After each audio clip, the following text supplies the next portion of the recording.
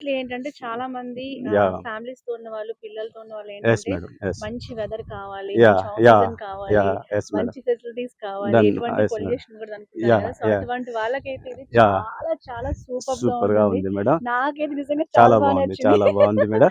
అయితే నెక్స్ట్ మన అందరికి ఇన్వెస్ట్‌మెంట్ చేసుకునే వాళ్ళందరూ హ్మ్. రండి. ఇన్వెస్ట్ చేసుకోండి. చాలా ఫ్యూచర్ మన ఎగ్జాక్ట్‌లీ. నెక్స్ట్ కమింగ్ 5 ఇయర్స్‌లో అవును. 5,00,000 ఎంప్లాయ్‌మెంట్ ఇక్కడ రావడం జరుగుతుందండి. యెస్. యెస్. చాలా బ్యూటిఫుల్‌గా ఉంటుంది ఇన్వెస్ట్‌మెంట్ అవును. చేసుకున్న వాళ్ళకు. తప్పనిసరిగా రండి. సో, నమస్తే. ప్రతి థాంక్ యూ ఒక్కళ్ళు సో మచ్. ఒక యాహ్! మాట యెస్. ఏమంటారంటే యెస్ మేడం.